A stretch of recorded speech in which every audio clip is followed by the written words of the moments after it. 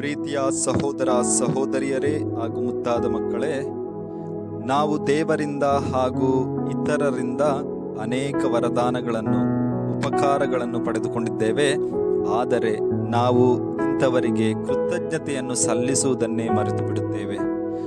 ಹಳೆ ಒಡಂಬಡಿಕೆಯಲ್ಲಿ ನಾವು ನೋಡುತ್ತೇವೆ, ದಾವೀದರಸನು ದೇವರು ತನಗೆ ಮಾಡಿರುವಂತಹ ಉಪಕಾರಗಳನ್ನು ಸ್ಮರಿಸುತ್ತಾ ಅನೇಕ ಕೀರ್ತನೆಗಳನ್ನು ರಚಿಸಿದ್ದಾನೆ, ದೇವರನ್ನು ಹಾಡಿ ಹೊಗಳಿದ್ದಾನೆ ಹಾಗೂ ನೃತ್ಯದ ಮೂಲಕ ದೇವರಿಗೆ ಕೃತಜ್ಞತೆಯನ್ನು ಸಲ್ಲಿಸುತ್ತಾನೆ.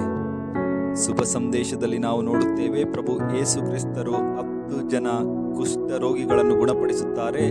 ಅದರಲ್ಲಿ ಒಬ್ಬಾತ ಬಂದು ಪ್ರಭುವಿಗೆ ಕೃತಜ್ಞತೆಯನ್ನು ಸಲ್ಲಿಸುತ್ತಾನೆ. ಆ ವ್ಯಕ್ತಿಯನ್ನು ಪ್ರಭು ಯೇಸು ಕ್ರಿಸ್ತರು ಪ್ರಶಂಸಿಸುತ್ತಾರೆ.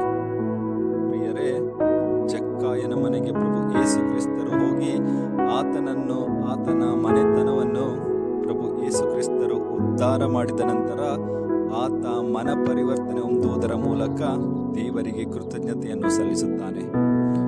ಇಂದು ಜನವರಿ 15 ಬುಧವಾರ. ಇಂದಿನ ಶುಭ ಸಂದೇಶ ಮಾರ್ಕ 1:29-39.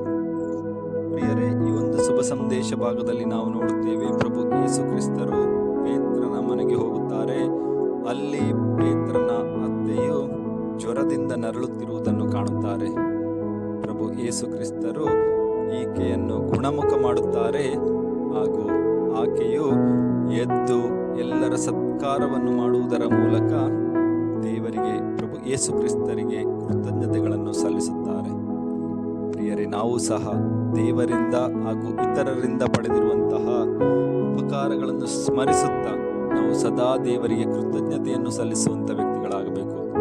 ಅದರೊಂದಿಗೆ ನಮಗೆ ಸಹಾಯ ಮಾಡಿರುವ ಇನ್ನಿತರ ವ್ಯಕ್ತಿಗಳನ್ನು ಸಹ ನಾವು ಸ್ಮರಿಸುತ್ತಾ ನಾವು ದೇವರಿಗೂ ಹಾಗೂ ಇವರಿಗೂ ಕೃತಜ್ಞತೆಯನ್ನು ಸಲ್ಲಿಸುವಂತಹ ಈ ಉಪಕಾರವನ್ನು ನೆನೆಸಿ ಅವರಿಗೆ ವಂದನೆಯನ್ನು ಸಲ್ಲಿಸುವಂತಹ ವ್ಯಕ್ತಿಗಳು ನಾವಾಗಬೇಕು.